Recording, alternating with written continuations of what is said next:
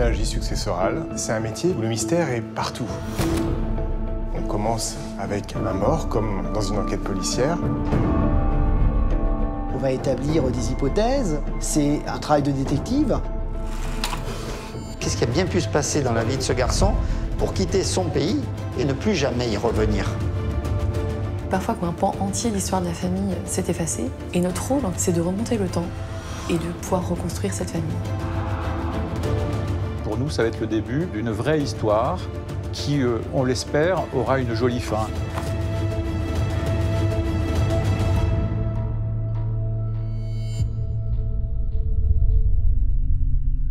Ils sont généalogistes successoraux. À la demande des notaires, ils recherchent les héritiers inconnus ou introuvables d'un défunt dont la succession doit être réglée. Pour les retrouver, ils remontent dans le passé des familles.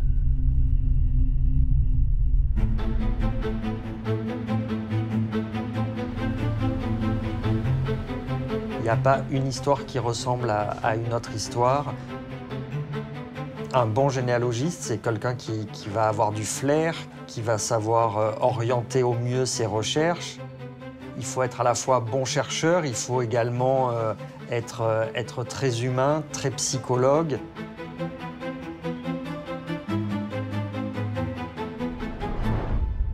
Je m'appelle Benoît Estival et je suis généalogiste depuis 20 ans. La rumeur est bien souvent le point de départ des enquêtes des généalogistes. C'est le cas dans le nouveau dossier de succession que Benoît doit régler. Marie-Louise est morte à 71 ans, veuve, sans enfant et sans famille connue. Pourtant, la notaire avait entendu parler d'éventuels frères et sœurs. Pour reconstituer l'arbre de sa famille, le généalogiste va commencer ses recherches en Normandie, région d'origine des parents de Marie-Louise.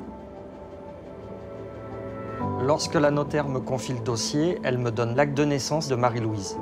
Sur l'acte de naissance, il y a des informations qui vont m'être cruciales. J'ai les dates et lieux de naissance de Marie-Louise, j'ai les dates et lieux de naissance du père et de la mère de Marie-Louise.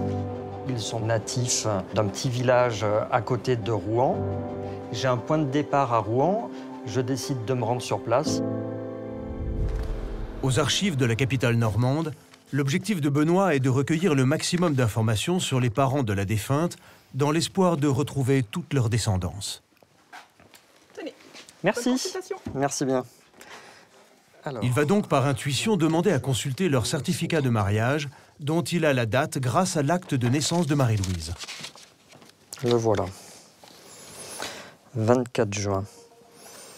Alors, je remarque que monsieur, le papa de la défunte, était marinier et la mère était marinière. C'est une profession assez originale ou c'était peut-être courant à Rouen? C'était assez courant puisque le port maritime en fait, de la Seine, regroupé en fait, était composé de beaucoup de corps de métier, des garçons de barque, des négociants et des mariniers qui étaient en fait souvent une profession assez de nomades, donc qui finalement travaillaient sur plusieurs bateaux. Jusqu'à la fin des années 50, le commerce fluvial est à son apogée dans l'Hexagone. Il fait vivre des dizaines de milliers de familles qui voyagent tels des nomades sans presque jamais toucher la terre ferme. Les soins, l'école, les loisirs des enfants se font à bord et sont assurés par les mères de famille souvent débordées. Des assistantes sociales tentent de veiller sur la santé physique et morale de ce peuple flottant. Mais elles sont trop peu nombreuses. Les parents de la défunte avaient eux aussi élu domicile sur l'un de ces bateaux qui sillonnaient les milliers de kilomètres de fleuves et de canaux de France. Comme la rumeur le laisse entendre, Marie-Louise avait-elle des frères et sœurs avec elle? Si leur existence s'avérait exacte, où étaient-ils nés? Comment les retrouver? Qui dit être marinier dit qu'on navigue au gré d'un fleuve, d'une rivière. Potentiellement, comme le dit l'expression, un enfant dans chaque port. Donc ça va plutôt compliquer un petit peu mes investigations parce que bon, j'ai un point de départ à Rouen, mais après je ne sais pas encore où est-ce que ça va m'amener. Alors là, je vais rebondir sur cet acte de mariage. Est-ce que vous pourriez m'amener les tables décennales de 1923 à 32 et celles de 1933 à 42? Peut-être qu'ils ont eu des enfants qui sont nés sur Rouen, donc je vais tenter ma chance tant que je suis là. Benoît va rechercher dans les tables décennales toutes les naissances de personnes qui portent le même nom de famille que Marie-Louise. Il va ensuite vérifier si elles sont nées du même couple de mariniers. Je relève 3 prénoms. Il y a Micheline, Michel, Michel garçon et Claude. Alors là, c'est parfait. On a Micheline qui est bien vivante, qui est en vie. Donc ça nous fait une sœur de Marie-Louise. Je vais le noter.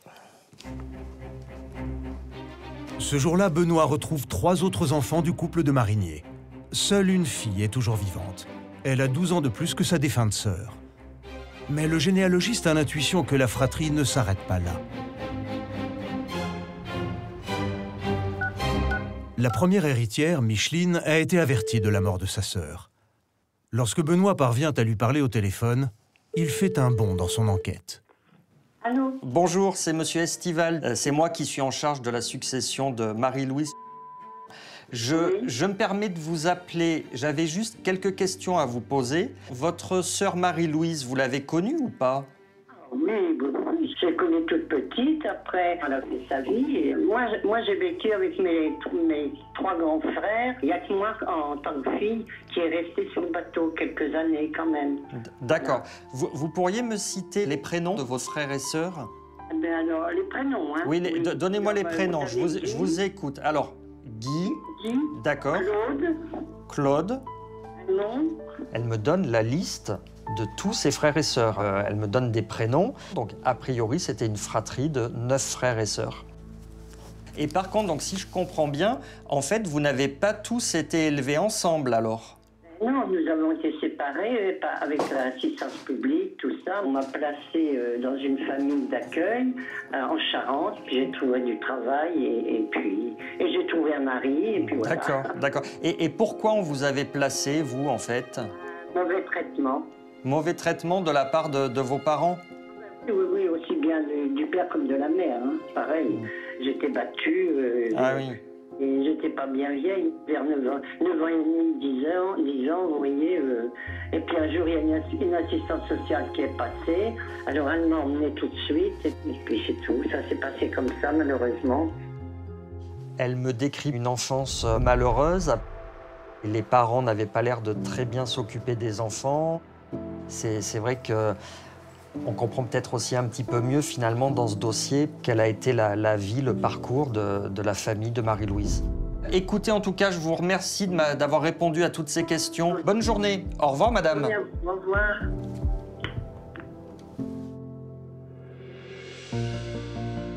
Après cet échange téléphonique et de nombreuses vérifications, Benoît découvrira que la fratrie ne comptait pas 9, mais 11 enfants au total. Il doit encore apprendre ce que sont devenus 7 d'entre eux. C'est à ce prix qu'il connaîtra avec certitude le nombre d'héritiers de la succession.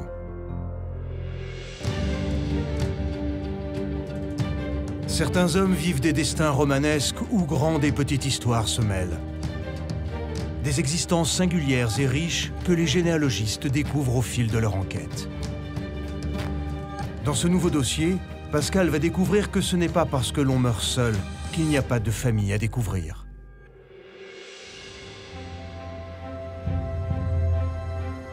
Au départ, un dossier, il est banal.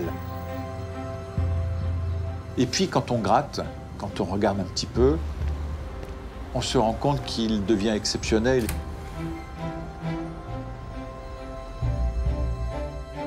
Je m'appelle Pascal, je suis généalogiste depuis 35 ans. Quand il se rend chez un notaire à Montpellier, le généalogiste ne sait pas à quoi s'attendre. Alors, la situation est la suivante. Il s'agit de la succession de M. Charles Boussion, qui est décédé il y a quelques jours. Il est veuf, il a perdu il y a 6 ans de ça, donc en 2015, son épouse. Et malheureusement, il a perdu donc l'année dernière sa fille unique. D'accord, d'accord. Sa fille était célibataire? Oui, sans sa fille postérité? était, absolument. Sa fille était célibataire, c'est sa fille unique. Elle est partie trop tôt, malheureusement. Il a été très malheureux. Et voilà, ça a été très difficile pour lui. D'accord. J'ai la chance d'avoir dans mon dossier un livret de famille, l'acte de décès qui m'a été remis, et après une photo plus récente de Charles Boussion au milieu de ses œuvres. On a plein d'éléments. Et il était peintre. Oui, absolument. Il était peintre autodidacte. Au moment de sa retraite, il s'est lancé dans la peinture avec un style bien à lui. Et son œuvre est assez prolifique, puisque, on en reparlera, mais la gestion de son œuvre est confiée donc à un galeriste de la région. Et il semblerait qu'il y ait 1 millier d'œuvres, donc il faudra à un moment donné inventorier. Voilà. Et donc on a un actif conséquent, voire très conséquent, si effectivement la valorisation de ces œuvres de collection ou personnelles sont importantes. Il y a un immeuble à Montpellier qui contient plusieurs appartements. D'accord. Entre 7 et 800 000 euros. À ma connaissance, il y a un compte courant qui est assez garni, puisqu'il y a 600 000 euros en liquidité. Ceux-là, ils y sont. Donc, en résumé, si j'additionne, on est sur une succession importante, quand même, une succession qui dépassera largement le 1,5 million d'euros. Et évidemment, la grosse question, c'est de savoir qui va bénéficier de tout cela. Eh bien, il n'y a plus qu'à, maintenant, retrouver tout ce petit monde. Avant de devenir artiste, le défunt Charles Boussion a eu plusieurs vies. Il est d'abord zazou en 1940. Dès les premiers mois de l'occupation allemande, il adhère à ce mouvement de jeunes adeptes de swing et de tenues excentriques qui fréquentent les cabarets et rêvent d'Amérique. Il s'engage ensuite dans les forces françaises de l'intérieur et participe durant l'été 1944 à la libération de Montpellier. Après-guerre, pour faire vivre sa famille, il devient représentant en parfumerie. Ce n'est qu'à l'âge de 50 ans, à la suite d'un accident et d'une profonde dépression, qu'il se lance dans l'art brut.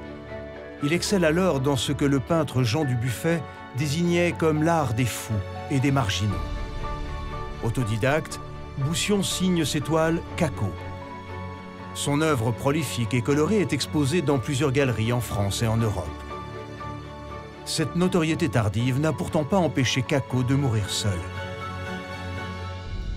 Pas un seul membre de sa famille n'a assisté aux obsèques, ni ne s'est fait connaître. Pour résoudre cette énigme, le notaire a mis Pascal sur une piste. Celle de Catherine, une des rares proches du défunt à avoir assisté à ses funérailles. Elle a peut-être quelques renseignements à fournir. J'essaye de glaner le maximum de renseignements. Très bien, mais écoutez, je vous en prie. Merci. Donc vous l'avez bien connu, ce Caco C'est ma maman qui a connu en premier Caco. Alors ils avaient des enfants du même âge, puisque mon frère est né la même année que leur fille. Et donc voilà, ils ont lié d'amitié à ce moment-là. Moi je l'ai connue petite, on se voyait l'été à Palavas. D'accord. Catherine a un véritable trésor à partager avec Pascal. Pendant toute sa vie, Caco avait collecté les moindres bribes de souvenirs qui le rattachaient à sa famille. Une famille qui lui manquait terriblement. Donc ça, c'est une photo de Caco et de son épouse jeune. Ouais. Ah oui, alors je crois que ça, c'est avec son père. Ah, c'est lui, là, le petit. À gauche, sur la photo, en costume foncé, mon père. Mon père, que j'ai très et trop peu connu, vu les circonstances de la vie, est décédé à l'âge de 53 ans. Cette photo, c'est une photo de sa maman. La mère de Caco. Voilà. Ce qu'il m'a raconté il n'y a pas très longtemps, c'est qu'effectivement, il a été abandonné à l'âge de 5 ans. En fait, sa maman l'a amené chez sa sœur, donc ils habitaient Biarritz. Elle l'a laissé là, et puis elle est repartie. Mais elle ne lui a pas dit qu'elle le laissait un certain temps ou rien. Et donc, il paraît qu'il réclamait sa maman pendant la première semaine, le premier mois, et puis il est resté chez sa tante. Il a eu le sentiment, effectivement, d'être abandonné par sa maman, puisque sa maman n'est jamais venue le rechercher. Ça a été, je pense, une déchirure qu'il n'a jamais complètement refermée. Alors ensuite, Chouki avec son mari. Un deuxième beau-frère américain épouse une autre de mes 3 sœurs aînées. Ah ben c'est une mine pour un généalogiste. Mes 2 sœurs américaines sont décédées aux USA. Et ben voilà. Grâce à tout cela, nous apprenons qu'il a 3 sœurs 2 seraient vraisemblablement décédés. La 3e, on n'en parle pas. Non, c'est chouette, et grâce à ça, on avance. Cet entretien avec Catherine va m'apporter plein d'éléments. Je me rends compte que Kako a 3 sœurs. L'une, on ne sait pas trop ce qu'elle est devenue. Les 2 autres, on voit tout de suite qu'elles sont parties aux États-Unis et qu'elles ont épousé des Américains. Donc, pour moi, le généalogiste, je sais que déjà, on va peut-être être amené à retrouver des héritiers aux États-Unis. La 3e sœur, peu d'informations. Donc, on va imaginer que si on n'a pas d'informations sur elle, peut-être est-elle restée en France. Donc, il nous faut poursuivre, mais nous avons déjà considérablement avancé. Une des sœurs est-elle encore en vie? Ont-elles laissé une descendance? Et dans quel pays? Pascal va tenter de le découvrir. Les rumeurs. Ces légendes familiales sont le point de départ de bien des dossiers pour les généalogistes. Si elles s'avèrent exactes, elles permettent parfois de reconstituer des familles qui avaient, volontairement ou pas, été séparées. C'est le cas dans le dossier de Marie-Louise, cette fille de marinier.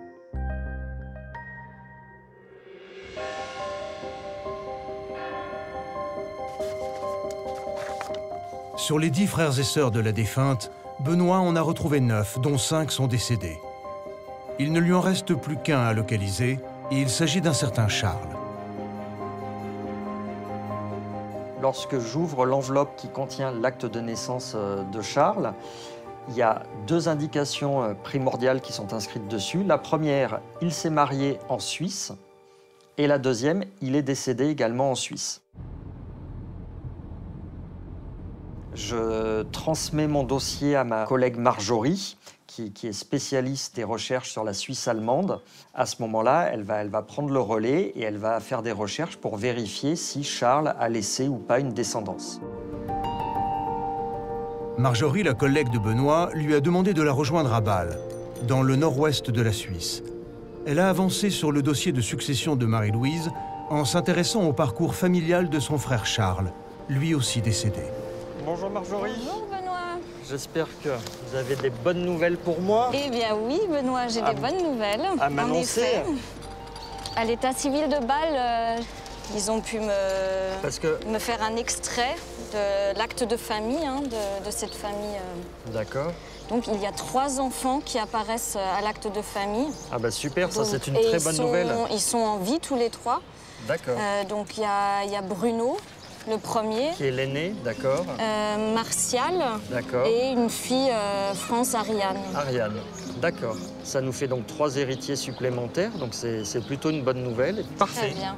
On y va? Je vais récupérer l'acte de Oui. famille. Merci. Benoît et Marjorie ont localisé les 3 enfants de Charles, un des frères de la défunte. Ils vivent à une trentaine de kilomètres du centre de Bâle. 2 d'entre eux ont accepté de recevoir les généalogistes français.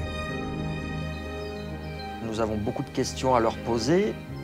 Est-ce qu'ils savent qu'ils ont de la famille en France? Que connaissent-ils de leur père, de l'enfance de leur père, qui était le frère de Marie-Louise, notre défunte? Allô. Bonjour. Bonjour. Benoît Estival. Martial, allô. Ariane, bonjour. Allô. Bonjour. Entrez donc. Merci. Pardon. C'est bien que vous soyez venu chez nous en Suisse. Ils sont contents qu'on soit venu chez eux en Suisse. Également.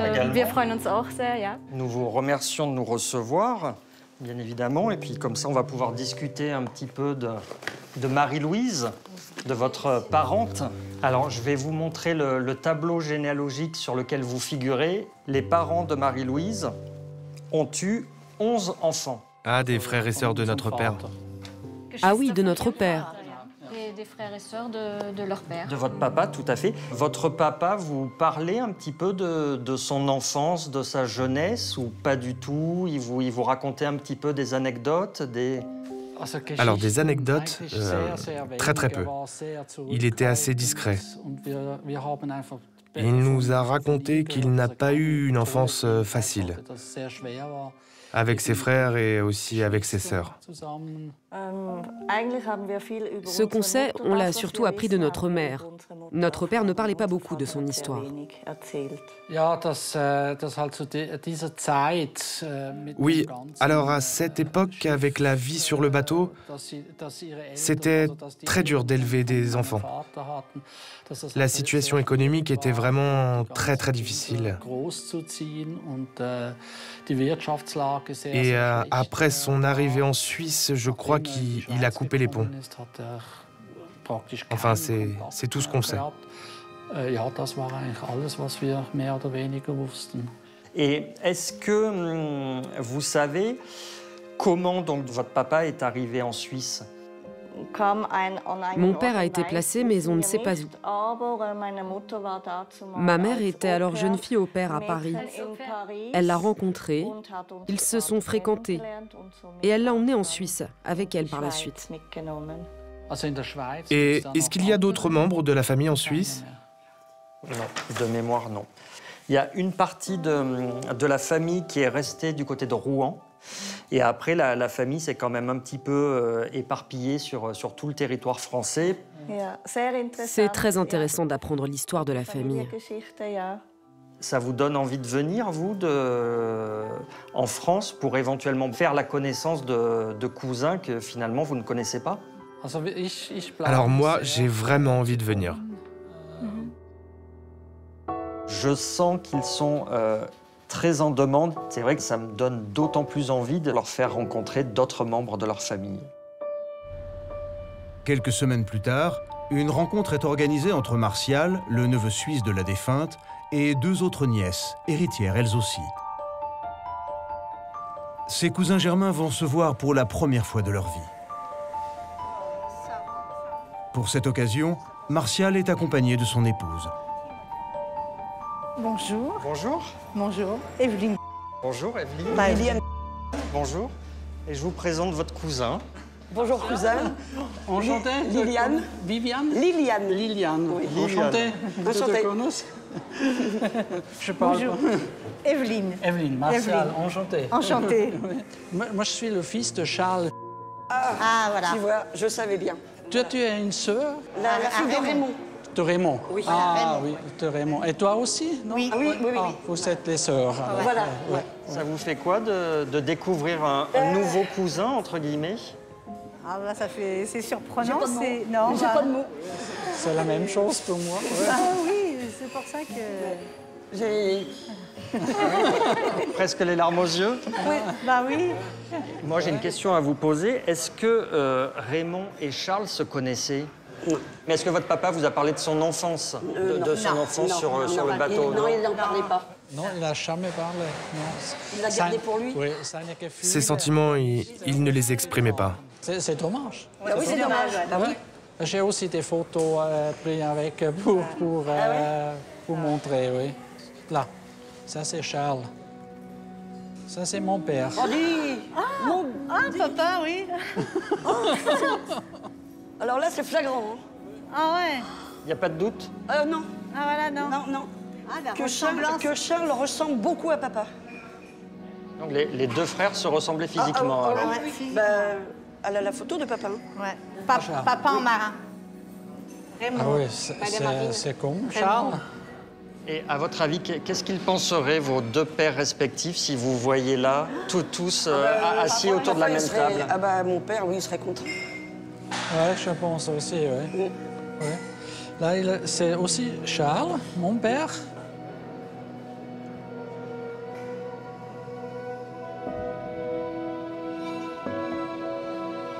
On a loupé des bons moments. Oui, parce que comme on était quand même une grande famille, hein.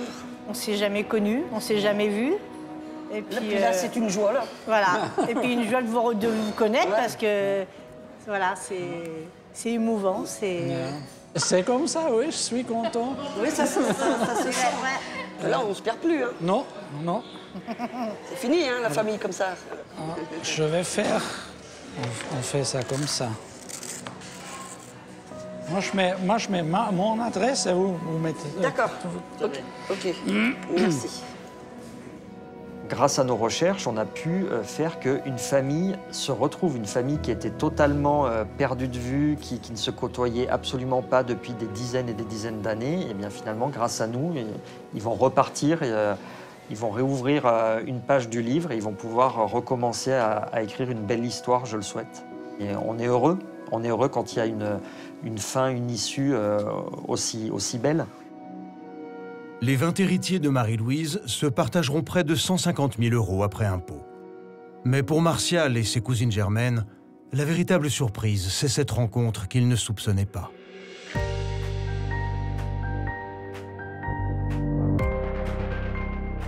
Retracer la vie d'un homme qui, à sa mort, ne laisse personne derrière lui, est une mission complexe. Mais surprises et rebondissements font le sel d'une recherche d'héritiers.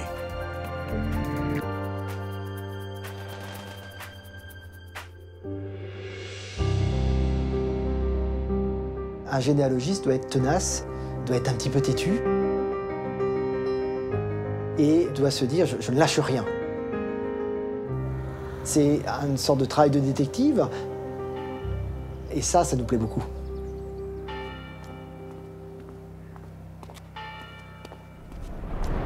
Je m'appelle Jean-Marie Lecam, je suis généalogiste successoral depuis 18 ans. Monsieur Lecam, bonjour, oui. Merci d'être venu. Merci de me recevoir pour un nouveau dossier. Hein. Exactement. Alors, j'ai réglé la succession de l'épouse et maintenant, c'est le mari qui est décédé. D'accord. Et il n'y a pas d'enfant. Il n'y a pas de famille connue. D'accord. Voici le livret de famille. C'est le livret de famille de Claude et de Raymonde. Parfait. Et on confirme bien par le livret de famille qu'il n'y a pas d'enfant. Voilà, exactement. Ensuite, j'ai l'acte de naissance. Je vois qu'effectivement, on a bien sa maman Catherine qui est là. Par contre, je ne vois pas de mention du papa. Donc, a priori, il n'y a pas eu de reconnaissance paternelle. Pas de connaissance d'un père, en tout cas, dans l'acte de naissance. Dès la lecture de l'acte de naissance, on s'aperçoit que cet enfant est naturel, c'est-à-dire qu'il n'y a que sa maman qui apparaît dans l'acte de naissance et on n'a aucune mention d'un papa. En tout cas, il n'a pas été reconnu officiellement. Donc, dès le départ, on sait que toutes les recherches vont être du côté de sa maman. On part vraiment de peu de choses. De peu de choses. Un livret de famille, un acte de naissance et un acte de décès. On aime bien quand ça démarre effectivement de rien parce que voilà, on sait qu'on va aller de surprise en surprise. Exactement. Parfait. Merci Maître. Ben, je vous en prie, c'est moi qui vous remercie. On sait que le défunt n'a pas eu d'enfant, peut-être qu'il a eu des frères et sœurs, et pour ça, il faut qu'on retrouve la maman pour avoir un certain nombre d'informations, notamment où elle a pu habiter, si elle s'est mariée plus tard. On va remonter dans les lignes pour essayer, éventuellement, trouver des héritiers.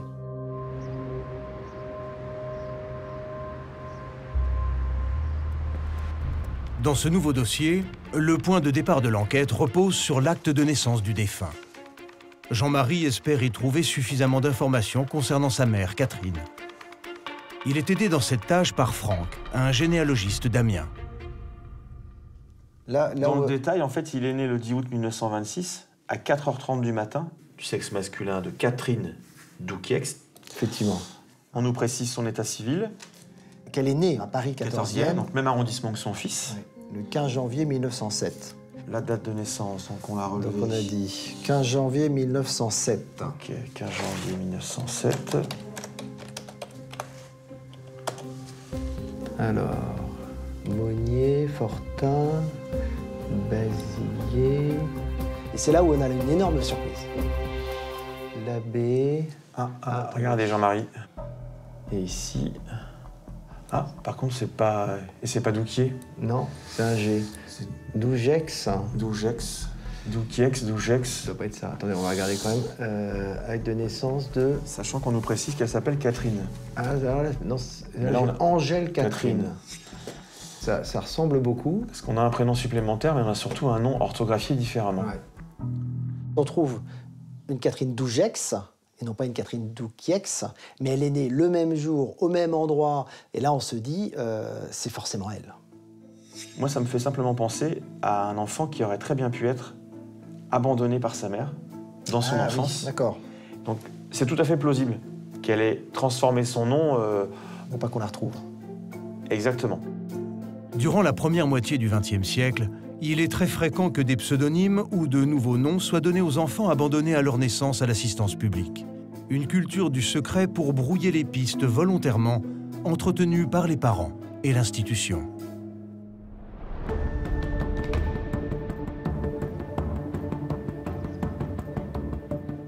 Pour essayer de trouver des éléments qui les conduiront à la mère du défunt et donc à sa généalogie, Jean-Marie et Franck vont obtenir l'autorisation de la part du notaire de pénétrer dans la maison du défunt.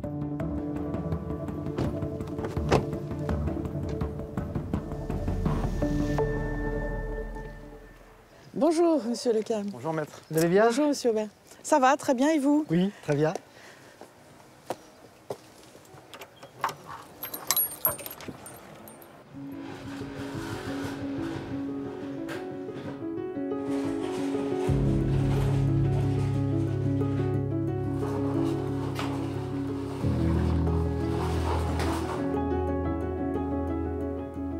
L'objectif, voilà, c'est retrouver des papiers, peut-être des courriers, si on peut avoir. On va faire un travail qui n'est pas toujours très agréable, d'ouvrir les tiroirs, regarder dans les commodes, mais ça va nous permettre d'apprendre qui est le défunt, d'apprendre comment il était, d'apprendre quelle était sa vie. Qu'est-ce que c'est? Ah, mince. Qu'est-ce que c'est? C'est un carnet de placement. Donc là, on a son premier certificat de placement. Et donc, il a été admis le 18 mai 1927. Il vient tout juste d'avoir un an. Oui. Sur ce dossier de placement à l'assistance publique, le nom de famille de Claude a été barré et remplacé. Une façon de brouiller les pistes sur la véritable identité de cet enfant abandonné. C'est un carnet qui nous permet effectivement de savoir que notre défunt, c'est un enfant qui a été abandonné. On en a maintenant la certitude. Facile. Alors, si vous regardez tous les placements, voilà, il y en a eu quelques-uns quand même. 29, 33, 38. Là, on voit qu'il a été ballotté de famille en famille. Il a beaucoup changé. C'est vraiment des vies de ces enfants difficiles. Difficiles, oui. Qu'est-ce que c'est ça? Qu'est-ce que c'est que ça? Une liste de dates. Oh, puis il y a des choses dedans. C'est un peu épais. Oula. Bon. Recherche de Catherine Doukex. C'est sa mère. C'est le prénom de sa maman. C'est sa mère. Ok. Ah, c'est toute l'action qu'il a faite pour essayer de retrouver des informations. Acte de naissance. Voilà, oui, c'est vraiment toutes les recherches. Après diverses recherches dans mes services, j'ai le regret de vous faire connaître qu'il ne me sera pas possible de trouver son adresse. Madame Doukex est décédée le 9 mars 1931. D'accord. Donc en fait, il a retrouvé que sa maman était décédée. Attendez, on est en 57. À l'âge de 31 ans, il a découvert que sa mère était décédée. Ouais. On ne savait pas ce qu'elle était devenue, donc pour nous, c'est important. C'est important. C'était pas des bonnes nouvelles, là. Décidément, ça peut pas laisser insensible. Non. Désolée, mais... Non. Franchement, oui, quand on... La vache. Il y a un grand moment de tristesse à ce moment-là, parce qu'on voit qu'il a eu une jeunesse qui a été très très difficile, et en plus qu'il a recherché une maman qu'il ne le retrouvera jamais. Jean-Marie, et... Vous avez trouvé quelque chose? Allez voir. Alors? Il y a le portrait d'une femme qui est assez joliment dessinée. Est-ce que c'est son épouse? Non, je ne crois pas, non. Ah, bah ça pourrait pourtant. Je pense que c'est son épouse qui est sur celle-ci, là. Ah. Alors, est-ce que ça peut être la même dame? non. Oh non. Non, c'est pas pareil. Le visage est plus long, là. La forme du visage, le visage est plus long. Il est plus allongé. Effectivement. On voit un portrait au crayon à papier, un visage de femme. Première réaction, on se dit, mais c'est son épouse. Mais il y a une photo de Jean avec son épouse, et là, on s'aperçoit que c'est pas du tout elle. Et on se dit, mais qui est cette femme?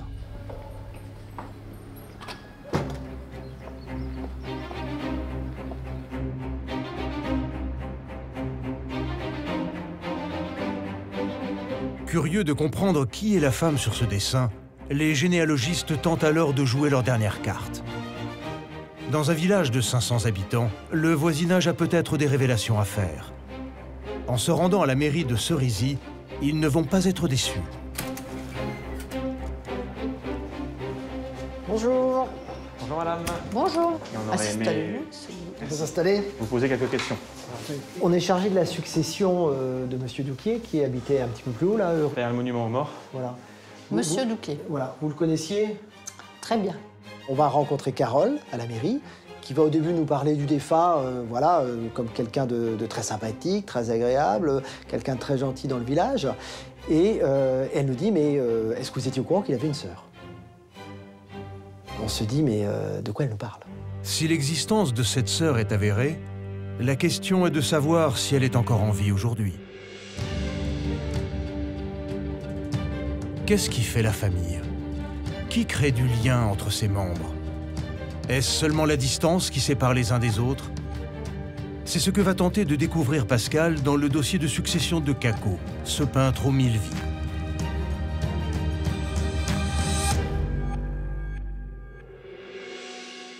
Au cours de ses recherches, Pascal a identifié 3 sœurs du défunt.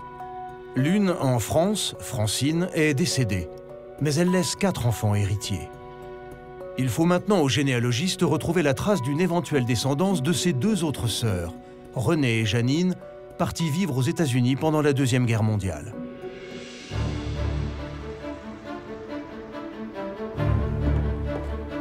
Pour cela, Pascal fait appel à son confrère Brice, spécialiste de l'Amérique du Nord.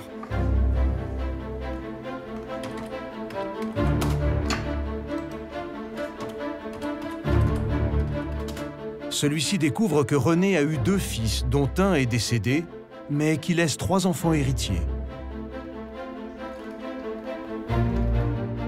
Sa cadette Janine en a eu 4. Ils sont toujours en vie aujourd'hui.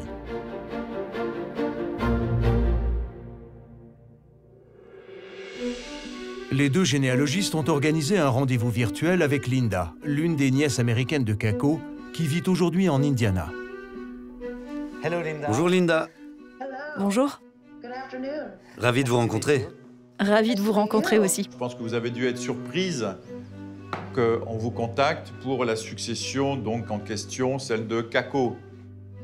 Oui, tout à fait. Vous avez bien connu Caco ou pas beaucoup? Pas du tout. Pascal et Brice vont découvrir qu'à 69 ans, Linda en sait très peu sur la famille française de sa mère. Vous en avez entendu parler par votre mère, peut-être?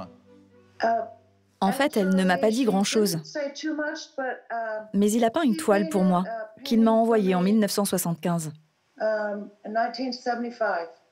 Et vous l'avez toujours, ce tableau? Oui.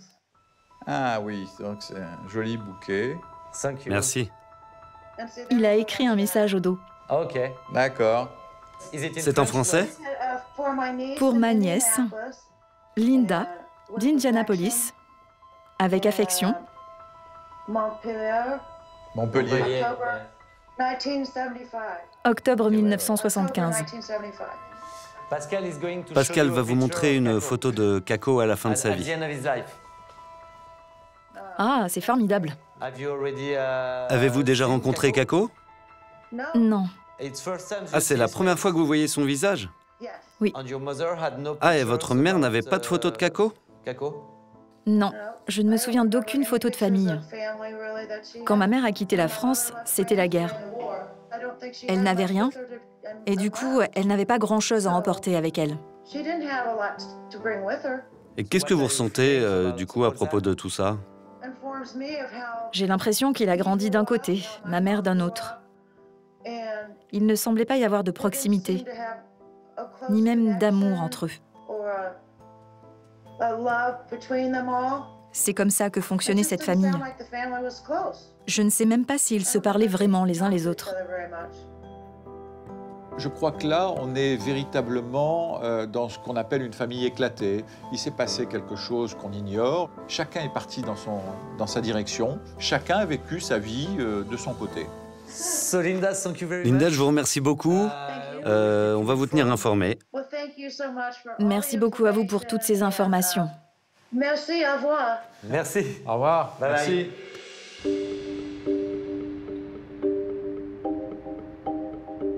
Pour savoir combien Linda et les autres héritiers vont percevoir exactement, les œuvres du défunt doivent être comptabilisées et expertisées. Pour cette occasion, Florence, une des nièces françaises de Caco, accompagne Pascal et le notaire.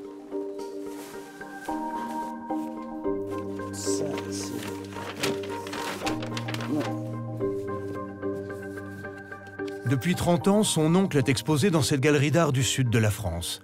Le propriétaire, amateur et ami du peintre, a amassé plus de 1000 toiles. Et vous, c'est son œuvre qui vous a rassemblé? C'est par hasard? C'est une amie ah oui, par hasard, comme ça, commune qui était la fille d'un ami à lui. Par hasard, non, parce que c'est mon métier quand même. Ouais. Donc, il n'y a pas de hasard et qui m'a dit il faut absolument que je t'amène chez Charles Boussion, ça va te plaire. Parce que moi, je travaille autour de l'art brut, de l'art populaire, de l'art singulier, de tous ces trucs-là, de l'art. Tout ce qui est marge m'intéresse. Ouais. Et alors, il était très productif. Ah, c'est énorme. Il paraît qu'il peignait la nuit. Tout le temps. Tout le temps? Tout le temps, il n'avait pas spécialement de... Ouais. Tout le temps, quand il était visité... Parce que lui, c'est vraiment une vision, c'est un visionnaire, cet artiste. Enfin, comme beaucoup dans l'art brut, de toute façon, ils ne savent pas comment, d'un coup, ils sont traversés par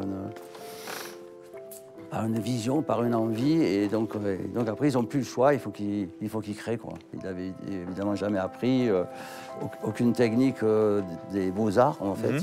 Il a créé sa propre technique, quoi. Il a inventé sa propre technique.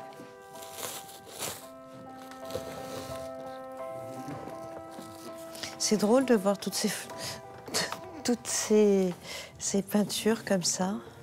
Florence a accepté de participer et de venir. Elle avait entendu parler effectivement de son oncle, mais il s'était perdu de vue depuis de très très nombreuses années. Et elle était émue de pénétrer son univers pictural. Il avait du talent. Ah oui, oui. C'est émouvant d'être là, oui. Il a fini avec la peinture, donc il a fini avec ce qu'il aimait et avec ce qui le rendait heureux, donc quelque part c'est bien.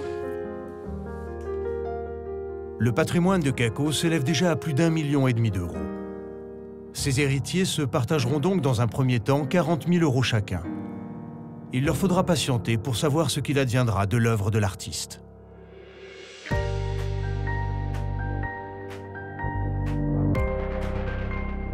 Très souvent, les dossiers de nos généalogistes révèlent de tristes destins. Des enfants abandonnés dont les débuts de vie laissent de lourdes séquelles. Mais la vie est ainsi faite qu'elle réserve de bonnes surprises, même aux plus malheureux d'entre nous. Dans le dossier de succession de Claude, cet homme abandonné à la naissance, Jean-Marie et Franck viennent d'avoir une révélation qui va changer le cours de leur enquête. On est chargé de la succession de Monsieur Douquier, qui habitait un petit peu plus haut, là. Derrière le monument aux morts. Voilà. Monsieur Douquier. Voilà. Vous le connaissiez? Très bien. Dans les années 2000-2002, je me souviens, une dame m'a appelée en fin d'après-midi pour me demander si j'avais un monsieur Claude Douquier ou Dougex, je ne sais plus bien ce qu'elle dit cette dame. Bon, moi je connais très bien monsieur et madame Douquier et je savais qu'il s'agissait de monsieur Jean Douquier.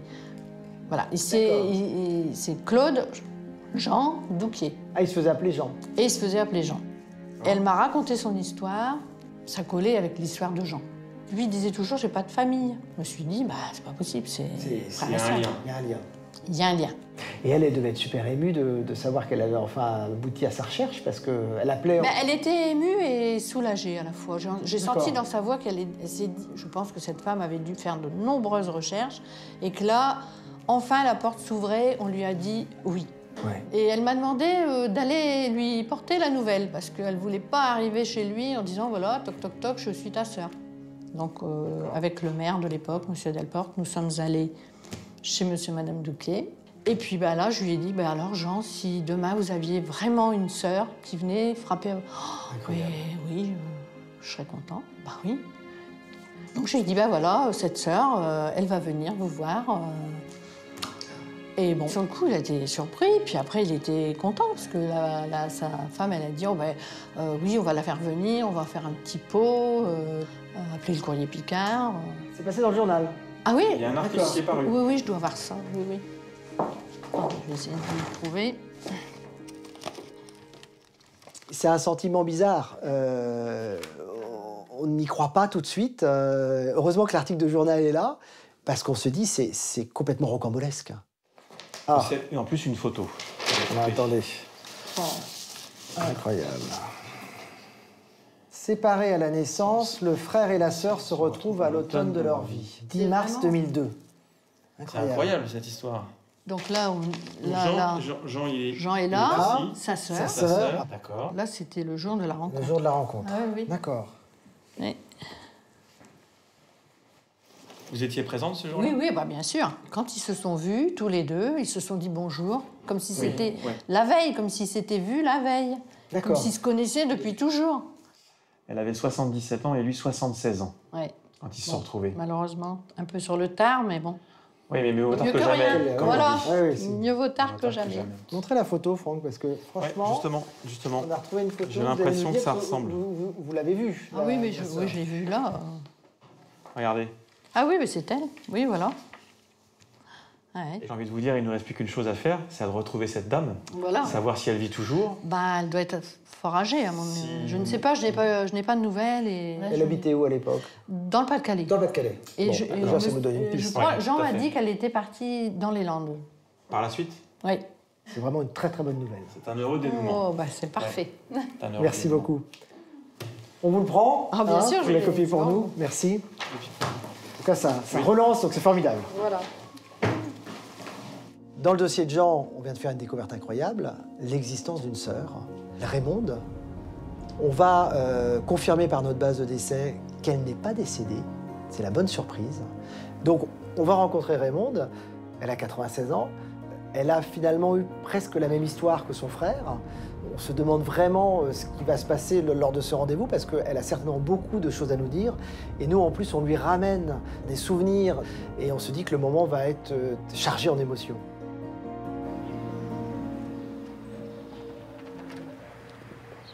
À 96 ans, la vieille dame a accepté de les recevoir accompagnée de sa fille.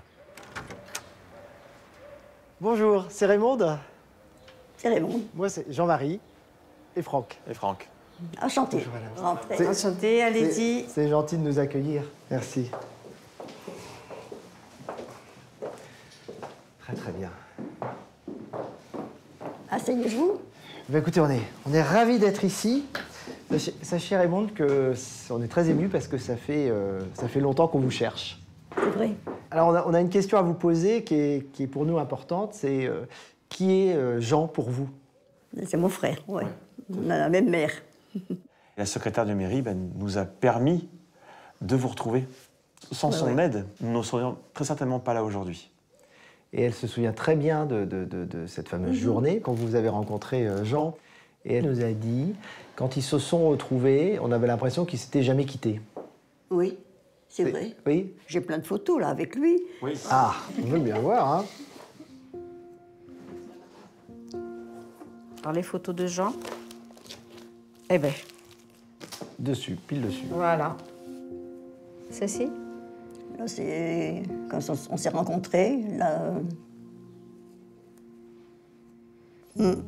Qu'est-ce que vous avez ressenti? J'ai eu de la chance que ça m'est arrivé, quoi. Ne pas avoir resté tout le temps à penser que j'étais toute seule. D'accord.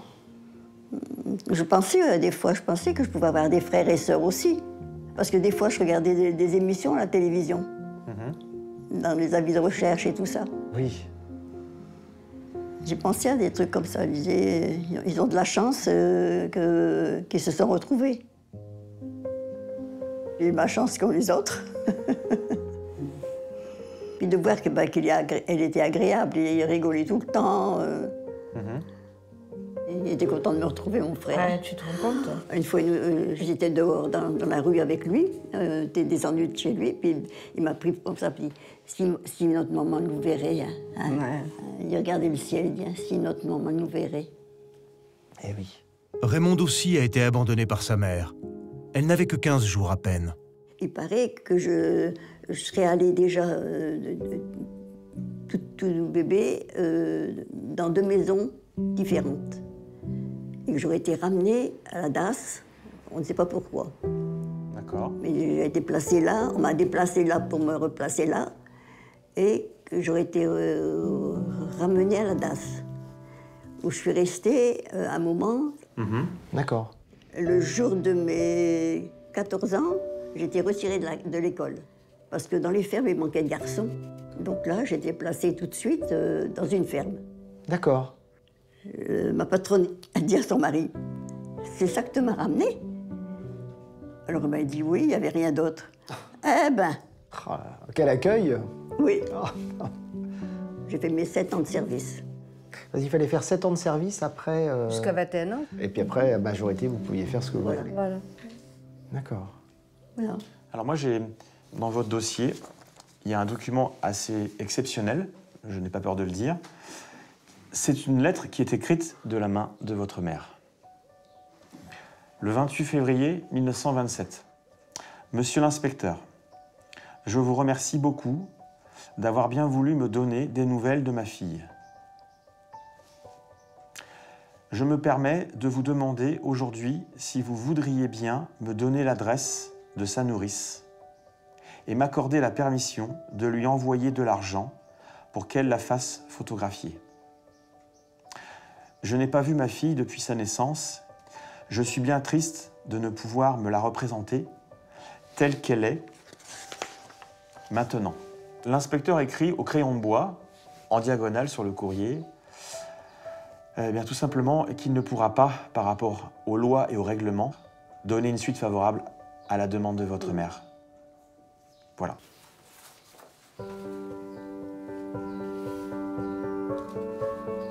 La vie, des fois, elle avait que 17 ans, elle était jeune. Hein. C'est pardonnable. Hein. Mais j'entends plus rien maintenant. Je suis comblée. Le livre, il est refermé.